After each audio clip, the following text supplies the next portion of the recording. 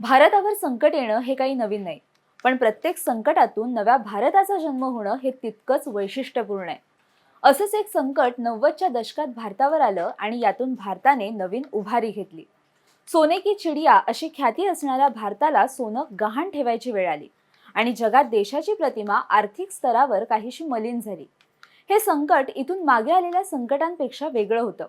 देशातील जनतेकडे रोजगार नव्हता, कारखानदारी मर्यादित होती, शेतकरी कर्जाच्या डोंगराखाली दबले गेले होते, देशाला धोरण देणारी राजकीय व्यवस्था ही अस्थिर झाली होती आणि भारत कर्जाच्या खाईत गेला होता.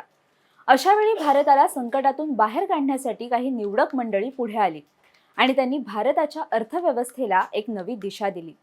त्यापैकीच एक होते अर्थतज्ञ doctor Manmohan Singh. The Prime Minister of the Republic of India.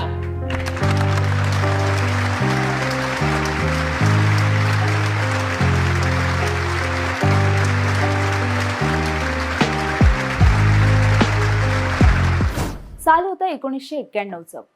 आखाती देशात युद्ध झाल्याने तेलाच्या किमती भडकल्या होत्या. जगात डॉलरची किंमत वाढत असल्याने रुपयाची दयनीय अवस्था झाली होती. एका दिवसात भारताचा रुपया डॉलरच्या तुलनेत 4 रुपयांनी घसरला होता.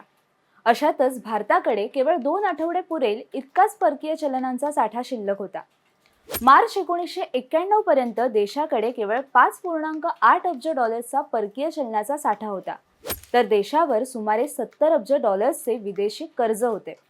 अशा वेळी देश चालवण्यासाठी केंद्र सरकार आणि रिझर्व्ह बँक ऑफ इंडियाकडे सोनं गहाण ठेवणं हा एकच पर्याय उरला होता. अर्थ विभागातील अतिरिक्त सचिव वाय व्ही रेड्डी यांनी या संदर्भातला एक रिपोर्ट तयार केला आणि हा प्रस्ताव मार्च 1991 पर्यंत आरबीआय आणि तत्कालीन पंतप्रधान चंद्रशेखर यांच्या सरकारने मंजूर केला. मग मुंबईतल्या आरबीआयच्या मुख्यालयातून जवळजवळ 47 टन सोनं हे परदेशात गहाण ठेवण्यासाठी तयारी सुरू झाली. Bank of England, union bank of Switzerland आणि बँक ऑफ जपान या बँकांकडे हे सोनं गहाण ठेवलं जाणार होतं. ज्यावेळेस एका बाजूला ही सर्व प्रक्रिया सुरू होती, त्याच वेळी देशात राजकीय उलथापालथही होत होती. पंतप्रधान चंद्रशेखर यांचं सरकार अर्थसंकल्प सादर करण्याआधीच पडल्यानं देशात लोकसभा निवडणुका लागल्या होत्या आणि दुर्दैवाने त्याच वेळी माजी पंतप्रधान राजीव गांधी यांची हत्याही झाली होती.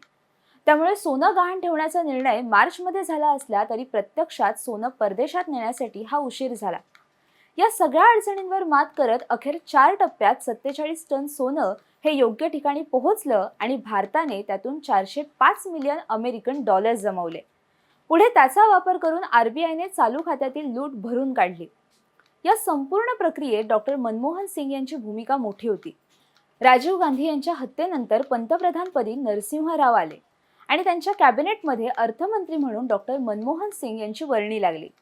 भारताच्या नाजूक आर्थिक परिस्थितीमध्ये डॉक्टर मनमोहन सिंग यांनी अर्थ खातं स्वीकारणं हेच मुळात जिकिरीचं काम होतं. नरसिंह राव यांच्या खंबीर पाठिंब्याने मनमोहन सिंग यांनी 1991चा ऐतिहासिक अर्थसंकल्प मांडला. अर्थसंकल्पात उदारीकरण, खाजगीकरण आणि जागतिकीकरणाशी संबंधित महत्त्वपूर्ण घोषणा केल्या, ज्यामुळे भारताच्या अर्थव्यवस्थेला नवी कलाटणी मिळाली. या अर्थसंकल्पाने देशातील परवाना राज मोडून काढले आणि देशातील व्यापार धोरण, औद्योगिक परवाना, बँकिंग क्षेत्रातील सुधारणा आणि थेट परकीय गुंतवणुकीला म्हणजेच FDIला परवानगी देत संबंधित अटी आणि नियमांमध्ये बदल केले. मनमोहन सिंग यांनी आयात शुल्क 300% ते 50% कमी केलं. सीमा शुल्क 220% 150% कमी केलं. आयातीसाठी परवाना प्रक्रिया सुलभ केली. त्यामुळे भारतात परकीय गुंतवणुकीची दारं ही खुली झाली. मनमोहन सिंग यांनी केलेल्या या बदलाचा भारताच्या अर्थव्यवस्थेवर परिणाम दिसून आला. हळूहळू भारताच्या परकीय चलन साठ्यात वाढ होऊ लागली आणि 1991च्या अखेरीसपर्यंत भारताने गहाण ठेवलेलं सोनं परत आणण्याच्या प्रक्रियेला सुरुवात केली. मनमोहन सिंग यांनी 1991ला मांडलेल्या अर्थसंकल्पाला आपण आता जरी ऐतिहासिक म्हणत असलो तरी त्यावेळी तो तितकाच जोखमीचा होता. भारतावर कर्जाचं संकट तर होतंच, परंतु बदलत्या जगाच्या स्पर्धेतही आपल्याला टिकायचं होतं. त्यामुळे मितभाषी असलेल्या मनमोहन सिंग यांनी अत्यंत संयमाने ही परिस्थिती हाताळून सर्वांना आपल्या कामाच्या माध्यमातून थक्क केलं. अर्थात नंतर ते भारताचे 2004 ते 2014 असे सलग 10 वर्ष पंतप्रधान राहिले आणि त्यांनी आघाडी सरकारचं नेतृत्व करत भारताला नव्या उंचीवर नेऊन ठेवलं. 2004 ते 2008 हा काळ भारतीय अर्थव्यवस्थेसाठी सुवर्ण काळ ठरला. या वर्षात भारताचा GDP हा 8 ते 9% होता आणि भारतीय अर्थव्यवस्था ही जगातील दुसरी सर्वात वेगाने वाढणारी अर्थव्यवस्था बनली. जरा चांगले दिवस येत नाहीत तोवर लेहमन ब्रदर्सच्या दिवाळखोरीमुळे अमेरिकेत मंदी आली आणि त्याचं रूपांतर नंतर जागतिक मंदीमध्ये झालं. या काळातही पंतप्रधान मनमोहन सिंग हे भारतीय अर्थव्यवस्थेचे रक्षक म्हणून खंबीरपणे उभे राहिले. माहिती व तंत्रज्ञान क्षेत्राला याचा काहीसा फटका बसला असला तरी डॉक्टर साहेबांनी राबवलेल्या धोरणांमुळे मंदीला देशाच्या उंबऱ्यावरच रोखलं. मनमोहन सिंग यांना अनेकदा विरोधकांच्या टीकेचं धनी देखील व्हावं लागलं, परंतु त्यांनी आपला संयम ढळू न देता त्यांना आपल्या कामातूनच उत्तर दिलं. त्यांनी 10 वर्षांच्या पंतप्रधान पदाच्या कार्यकाळात 250हून अधिक वेळा माध्यमांच्या प्रश्नांना उत्तरं दिली. तरी त्यांना विरोधकांकडून सायलेंट प्राईम मिनिस्टर म्हणून हिणवलं जायचं, परंतु त्यांनी याकडे लक्ष न देता संधी मिळताच त्यांना आपल्या शैलीतूनच उत्तर दिलं. People say I was a silent prime minister.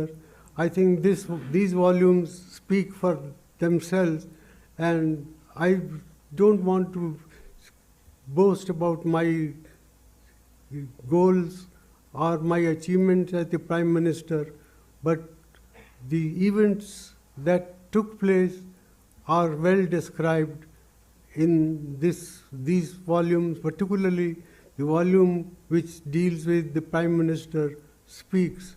I certainly would like to say that I was not the Prime Minister who was afraid of talking to the press.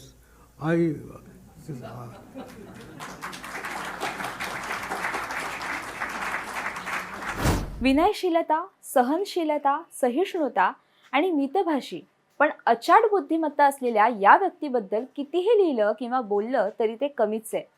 त्यांचं कार्य शब्दात मांडणंही कठीण आहे. त्यामुळे त्यांच्याविषयी एकच बोलता येईल ते म्हणजे जमाना कर ना सका उसके कद का अंदाज, वो आसमान था मगर सर झुका के चलता था. माय महानगर लाईव्ह कडून भारताचे माजी पंतप्रधान डॉक्टर मनमोहन सिंग यांना भावपूर्ण श्रद्धांजली.